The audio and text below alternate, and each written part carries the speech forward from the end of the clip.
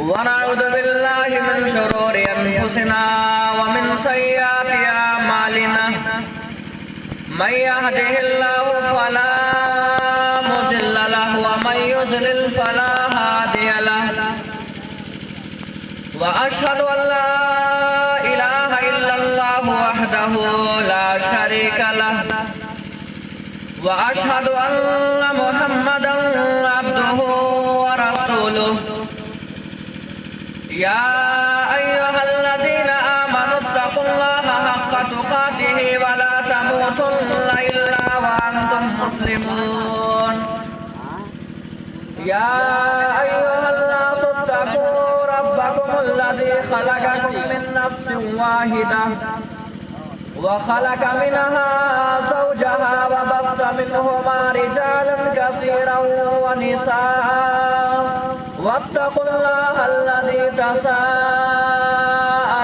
به والأرحام إن الله كان عليكم رقيبا يا أيها الذين آمنوا اتقوا الله وقولوا قولا سديدا يصلح لكم أعمالكم ويغفر لكم ذنوبكم ومن يطع الله ورسوله فقد فاز فوزا عظيما أما بعد فإن خير الحديث كتاب الله وخير الهدي هدي محمد صلى الله عليه وسلم وشر الأمور محدثاتها وكل محدثة بدعة وكل بدعة ضلالة وكل ضلالة في النار.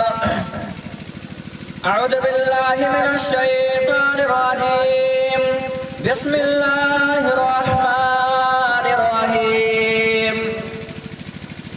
يا أيها الذين آمنوا إنما الخمر والميسر والأنصاب والأزلام رجس من عمل الشيطان فاجتنبوه لعلكم تفلحون. محترم و معزز علماء اعظام، تشریف فرما محترم سامعین، گھروں کے اندر پردے کے آڑ میں دینی باتیں سن رہی ہماری خواتین پرداشین مائیں اور بہنیں، تمام قسم کی تعریف اور توصیف اللہ رب العالمین کے لیے لائق اور مناسب ہے. بعد وہ درود و سلام نازل ہو اللہ رب العالمین کے بھیجے گئے تمام کے تمام معزز اور مکرم رسولوں پر، خصوصاً آمنہ کے لال عبداللہ کے لخت جگر حسن حسین کے نانا جناب محمد عربی صلی اللہ علیہ وسلم پر. محترم سامعین، قرآن مجید سورہ مائدہ کی میں نے ایک آیت کریمہ آپ کے سامنے تلاوت کی ہے. اس کی روشنی میں میرا موضوع ہوگا معاشرہ خوشگوار کیسے ہو. محترم سامعین، معاشرے کے اندر آج ایسی کوئی برائی نہیں جو برائی ہمارے معاشرے کے اندر نہ پائی جاتی ہو. چاروں طرف برائیاں ہی برائیاں. آج کا مسلمان، خصوصاً ہمارا نوجوان، اس دور کا نوجوان صبح سے لے کر شام تک گناہوں کا کام زیادہ کرتا ہے اور نیکیوں کا کام بہت ہی کم کرتا ہے. بڑے معزز اور بڑے مکرم وہ لوگ ہیں جو گناہوں سے بچ جائیں. میرے محترم ساتھیوں، اللہ رب العالمین نے فرمایا یا ایھا الذین آمنوا انما الخمر، اے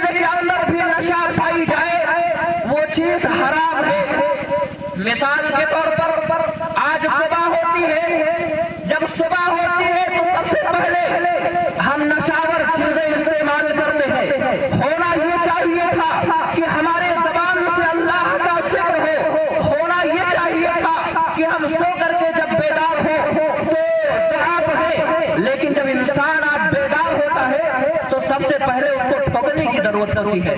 آج مسلمانوں کا یہ معاملہ ہے، سب سے پہلے جیسے وہ بیدار ہوئے ان کو تمباکو کی ضرورت پڑی، ان کو بیڑی اور سگریٹ کی ضرورت پڑی۔ میرے محترم ساتھیوں، یہ حرام ہے۔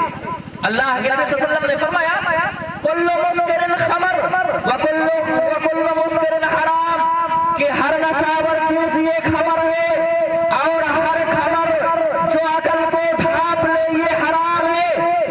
اب مسلمان چاہے وہ نوجوان ہو، چاہے وہ ہمارے چچے ہو، چاہے وہ بچے ہو، اگر بیڑی استعمال کر رہا ہے، سگریٹ استعمال کر رہا ہے، تمباکو استعمال کر رہا ہے، تو میں ڈنکے کے چوٹ کے ساتھ کہتا ہوں کہ پیارے حبیب جناب محمد عربی صلی اللہ علیہ وسلم کا فرمان ہے کہ وہ چیز حرام ہے۔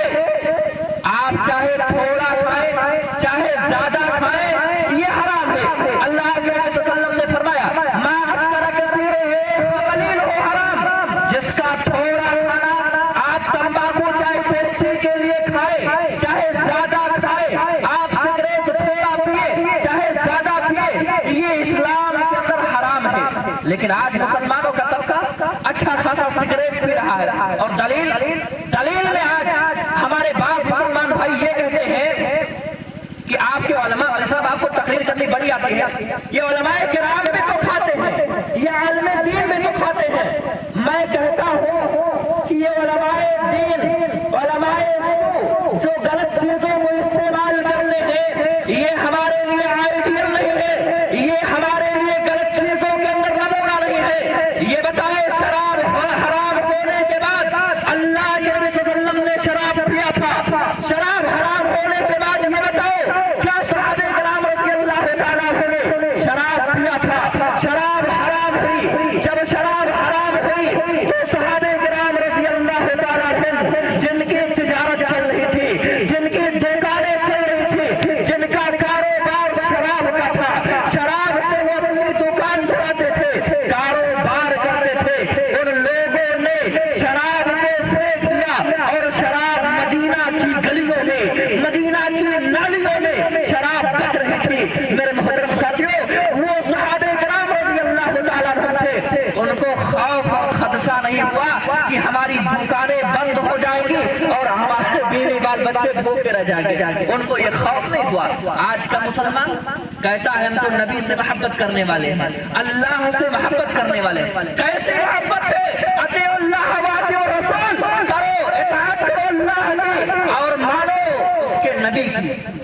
آپ تمباکو کھا رہے ہیں، نبی کی مان رہے ہیں، نبی نے تمباکو کھانے کا حکم دیا، یہ حرام ہے، اس لیے ہمیں بچنا چاہیے۔ تو اللہ رب العالمین نے فرمایا یا ایھا الذین آمنوا انما الخمر والمیسر والانصاب والازلام رجس من عمل الشیطان، فرمایا شراب پینا اور ایسے جوا کھیلنا، آج تو جوا بھی عام ہے، چوراہوں پر بیٹھ کر، نکڑوں پر بیٹھ کر آج کا نوجوان جوا کھیل رہا ہے، آج کا نوجوان تاش کھیل رہا ہے، نکڑوں پر بیٹھا ہوا ہے، حی علی الصلاۃ اور حی علی الفلاح کی صدا بلند ہوتی ہے، مؤذن کہتا ہے نماز کی طرف، مؤذن کہتا ہے کامیابی کی طرف، لیکن لوگ نمازوں کے لیے تیار نہیں ہیں، لوگ مؤذن کی آواز پر لبیک کہنے والے نہیں ہیں، لیکن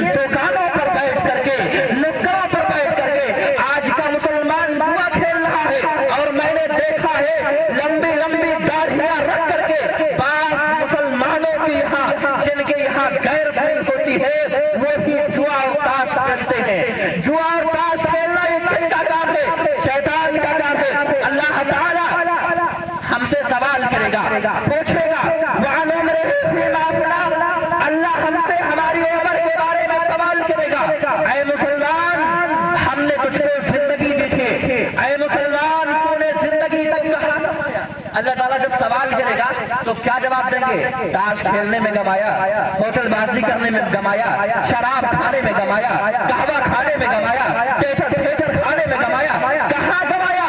اللہ تعالیٰ زندگی کے بارے میں سوال کرے گا۔ اور اے نوجوانوں، آج کل میں نوجوانوں سے مخاطب ہو کر کے کہہ رہا ہوں، آج کل کا نوجوان تو اتنا بگڑ چکا ہے کہ آج کا نوجوان دن بھر تاش کے اندر ملوث ہے، کرکٹوں کے اندر ملوث ہے، فلموں کے اندر ملوث ہے، تاش اور گانے کے اندر ملوث ہے۔ اے نوجوانوں، اللہ تعالیٰ ہماری نوجوانی کے بارے میں سوال کرے گا، پوچھے گا وَأَنْ شَبَابِهِ فِي مَا بُلَا، اللہ تعالیٰ کہے گا اے نوجوان ہم نے تجھ کو جوانی دی تھی، وَأَنْ شَبَابِهِ فِي مَا بُلَا، اے نوجوان جوانی دی، اے نوجوان تو نے جوانی کو کہاں ختم کر دیا، جوانی کو کہاں گزار دیا؟ کیا جواب دیں گے؟ تاش کھیلنے میں۔ اللہ تعالیٰ سوال کرے گا اے نوجوانوں ذرا آئے ہم اپنے سے پہلے اپنے اسلاف کو دیکھ لیتے ہیں اور ان نوجوانوں کو دیکھ لیتے ہیں۔ آپ یاد کریں محمد بن قاسم ایک نوجوان ہے، 17 سال کی عمر میں اسلام نے انقلاب برپا کر دیا۔ آپ یاد کریں سلطان صلاح الدین ایوبی کو، سلطان صلاح الدین ایوبی ایک نوجوان ہے، اپنی نوجوانی میں انہوں نے اسلام میں انقلاب برپا کر دیا۔ آپ یاد کریں حضرت ابراہیم علیہ السلام کو، حضرت ابراہیم علیہ السلام ایک نوجوان ہے، اپنی نوجوانی میں اپنے گھر سے ان کو نکلنا پڑا۔ ابراہیم علیہ السلام بت بنانے والے باپ کے گھر میں، بت بیچنے والے باپ کے گھر میں، آزر کے گھر میں ابراہیم علیہ السلام کی پیدائش ہوتی ہے۔ اللہ رب العالمین نے شروع سے ابراہیم علیہ السلام کو امتحان میں لگا دیا اور کہا ابراہیم پہلے اپنے گھر میں جا کر کے توحید کے پرچم کو لہراؤ، توحید کے تعلیم کو عام کرو۔ چنانچہ ابراہیم علیہ السلام جاتے ہیں، اپنے والد محترم سے پوچھتے ہیں یا ابت لما تعبد ما لا يسمع ولا يبصر ولا يغني عنك شيئا۔ ابراہیم علیہ السلام پوچھتے ہیں اے میرے والد محترم، آپ نے ان بتوں کو بنا دیا ہے اور ان بتوں کے سامنے آپ پوجا کیوں کرتے ہیں؟ آپ ان بتوں کے سامنے پرستش کیوں کرتے ہیں؟ یہ بت تو ایسے ہیں جو بول بھی نہیں سکتے ہیں، یہ بت ایسے ہیں جو آپ کو نفع اور نقصان کے مالک نہیں ہے۔ مکھیاں اگر ان کے اوپر بیٹھ جائے تو یہ مکھیوں کو بھی بھگانے کی طاقت نہیں رکھتے ہیں۔ چنانچہ آزر غصہ ہوا اور ابراہیم علیہ السلام کو گھر سے نکال دیا۔ لیکن ابراہیم علیہ السلام نوجوان ہو تو کیسے ہو؟ ابراہیم علیہ السلام کی طرح نوجوان ہو۔ ابراہیم علیہ السلام گھر سے نکل گئے۔ گھر سے نکلنے کے بعد ابراہیم علیہ السلام کو آگ کے اندر ڈالا گیا، نارے نمرود میں ڈالا گیا۔ اور ایسی آگ کے اندر میرے محترم سامعین یاد کرو، ایسی آگ مورخین نے جس آگ کے بارے میں لکھا ہے کہ وہ آگ کی شعلے اتنے تیز تھے کہ آگ کے نکلنے والے شعلوں سے آسمان کے پرندے، آسمان کی چڑیا جل کر کے راکھ ہو جاتے تھے اور آ کر کے آگ میں گر جایا کرتے تھے۔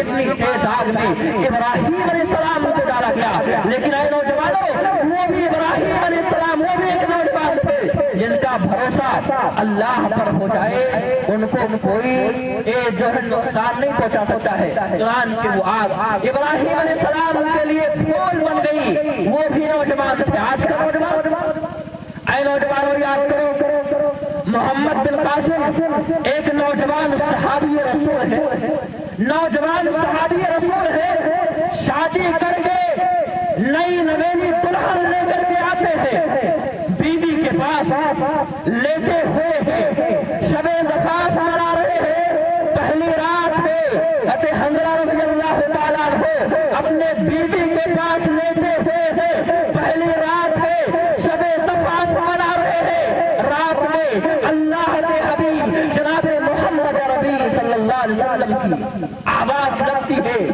اے میرے پیارے صحابہ، اے میرے چہیتے صحابہ، کفار و مشرکین سے لڑائی کرنی ہے، اتنا سننا ہے۔ جیسے ہی حضرت حنظلہ رضی اللہ تعالیٰ عنہ کے کانوں میں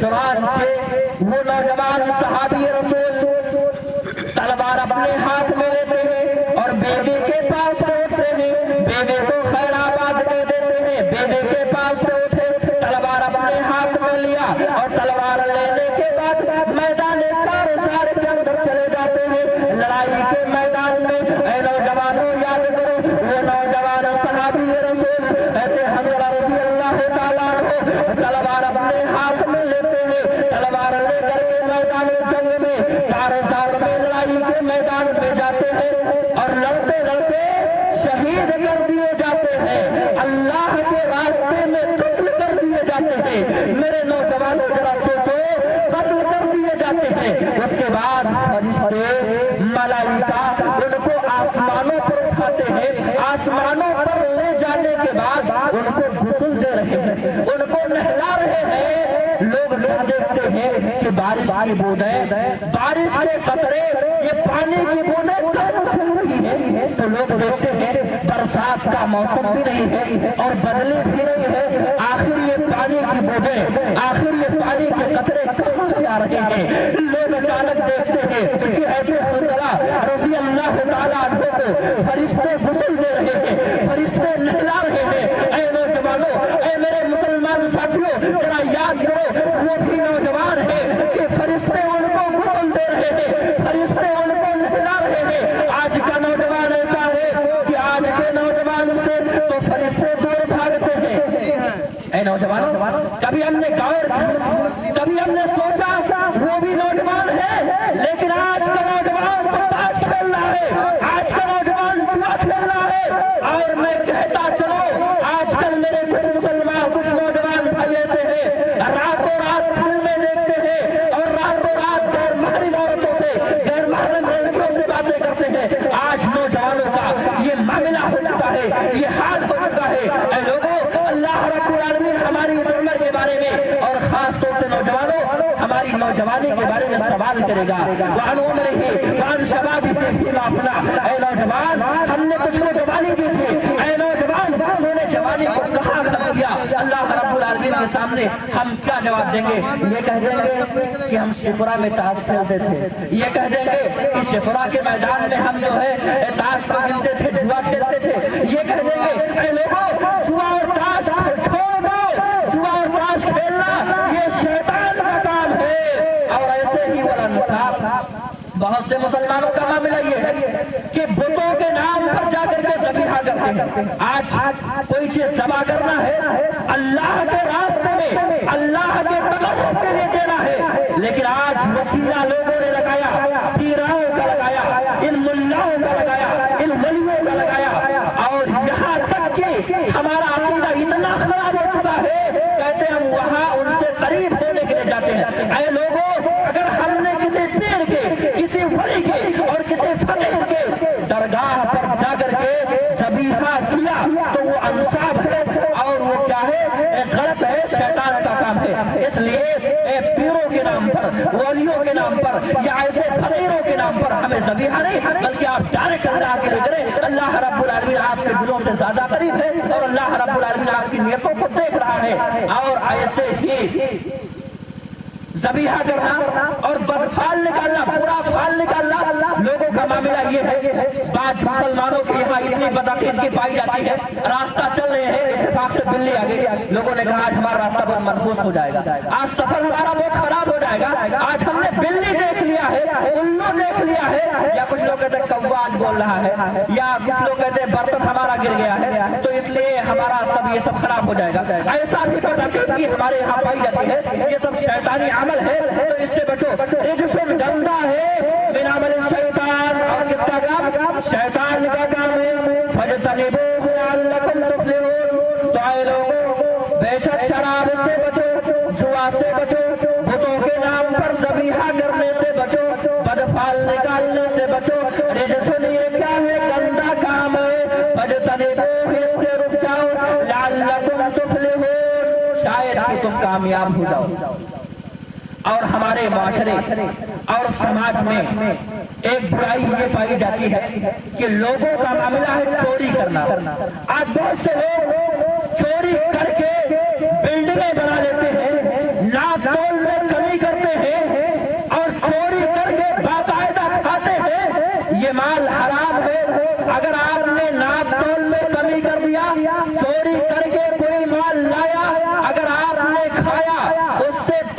ہوئی اور آپ نے نماز پڑھا تو نماز جیسی عبادت بھی وہ چوری کے مال سے قبول ہونے والی نہیں ہے، کیونکہ عبداللہ ابن عباس رضی اللہ تعالیٰ عنہ کہتے ہیں لا يقبل اللہ صلاۃ امرئ فی جوف حرام، اللہ تعالیٰ ایسے بندے کی نماز کو نہیں قبول کرے گا فی جوف حرام، جس کے پیٹ میں حرام ہو۔ اگر آپ کی پرورش حرام مال کے ذریعہ سے ہوئی ہے، چوری کے مال سے ہوئی ہے، آپ نے ناپ تول میں کمی کر لیا ہے، تو آپ کی اس مال سے آپ کی نماز بھی نہیں قبول ہونے والی ہے، اور ایسے ہی آپ کی دعا بھی اس مال سے قبول ہونے والی نہیں ہے۔ اللہ کے نبی صلی اللہ علیہ وسلم نے فرمایا، مسلم شریف کی حدیث ہے، ایک آدمی آتا ہے، لمبا چوڑا سفر کر کے آتا ہے، اور آ کر کے اللہ رب العالمین سے دعا کرتا ہے اور کہتا ہے یا ربی یا ربی، اے اللہ میری اس دعا کو سن لے، اللہ میری اس دعا کو سن لے، لیکن اس آدمی کی دعا قبول نہیں ہوتی، کیوں؟ وَمَطْعَمُهُ حرام، وجہ کیا ہے؟ جو کھانا کھایا ہے وہ حرام طریقے سے کما کر کے کھایا ہے، مال آیا ہے وہ حرام طریقے سے، وَمَشْرَبُهُ حرام، اور جو پیا ہے وہ بھی حرام ہے، وَمَلْبَسُهُ حرام، جسم پر جو لباس ہے، جو پوشاک ہے، حرام طریقے سے کمایا اور حرام طریقے سے خرید کر کے لایا، پہن لیا ہے تو وہ بھی حرام ہے، وَغُذِيَ بِالْحَرام، اور حرام مال کے ذریعہ سے اس کی پرورش بڑھی، اس کی پرورش ہوئی ہے، حرام مال کے ذریعہ سے پیٹ بڑھا ہے، جسم بڑا ہوا ہے، تو اس آدمی کی دعا فَأَنَّ يُسْتَجَابُ لِذَلِكَ، ایسے آدمی کی دعا کہاں سے قبول ہو سکتی ہے؟ تو اگر آپ نے چوری کا مال کمایا ہے، ڈنڈی مار کر کے ناپ تول میں کمی کر کے مال کمایا ہے، آپ کی نماز بھی نہیں قبول ہونے والی ہے اور آپ کی دعائیں بھی قبول ہونے والی نہیں ہے، اس لیے چوری کے مال سے بچا جائے۔ اللہ رب العالمین نے چوری کرنے والے اور چوری کرنے والی عورت دونوں کے ہاتھ کاٹنے کا حکم دیا۔ اللہ رب العالمین نے فرمایا السارق والسارقۃ فاقطعوا ایدیہما جزاء بما کسبا نکالا من اللہ، ایک مرد چوری کر لے یا ایسے ہی ایک عورت چوری کر لے، فاقطعوا ایدیہما، تو ان دونوں کے ہاتھ کاٹا جائے، یہ شریعت کا اور یہ قانون ہے، شریعت کا یہ سزا ہے کہ اس کے ہاتھ کو کاٹا جائے۔ آج لوگوں کا معاملہ ہے، چوریاں عام ہے، لوگ چوری کر کے، کوئی فندار سیٹ ہے، ناپ تول میں کمی کیا، چوری کر کے بڑھ گیا، کوئی مرغی والا سیٹ ہے، چوری کر لیا، دینا ہے 1 کلو، اس کو دے رہا ہے 800 گرام، 900 گرام دے رہا ہے، آپ نے جو 900 گرام دیا ہے 100 گرام کم کر دیا ہے، وہ مال آیا تو کہاں سے آیا؟ چوری سے آیا۔ میرے مسلمان بھائیوں، اللہ رب العالمین اس مال کے بارے میں سوال کرے گا، اور اس چوری کے مال سے آپ کی نماز بھی قبول ہونے والی نہیں ہے، آپ کی عبادت بھی قبول ہونے والی نہیں ہے، اور چوری کا سزا یہ ہے کہ ہاتھ کاٹ دیا جائے۔ اللہ کے نبی صلی اللہ علیہ وسلم کے دور کا واقعہ ہے، اللہ کے نبی صلی اللہ علیہ وسلم کے دور میں فاطمہ نام کر کے مخزومیہ قبیلے سے تعلق رکھنے والی ایک عورت نے چوری کر لیا تھا، اور چوری کر کے وہ عورت آئی۔ اب معاملہ یہ ہوا، یہاں تک معاملہ ہو گیا کہ اس عورت کا، مخزومیہ عورت قبیلے کی جو عورت رہنے والی ہے، اس کا ہاتھ کاٹا جائے گا، چنانچہ وہ بڑے گھرانے کی عورت تھی، تو لوگوں نے کہا کہ اگر کہیں اس کا ہاتھ کاٹ دیا گیا تو سماج اور معاشرے کی ناک کٹ جائے گی، سماج اور معاشرے کی بڑی بے عزتی اور بڑی عزتی ہو جائے گی۔ چنانچہ لوگوں نے فیصلہ کیا چلو اللہ کے نبی صلی اللہ علیہ وسلم سے سفارش کر لیا جائے۔ چنانچہ سفارش کے لیے اسامہ بن زید رضی اللہ تعالیٰ عنہ کو صحابی لوگ آگے بڑھاتے ہیں۔ چنانچہ اسامہ بن زید رضی اللہ تعالیٰ عنہ اللہ کے نبی صلی اللہ علیہ وسلم کے بہت قریبی تھے۔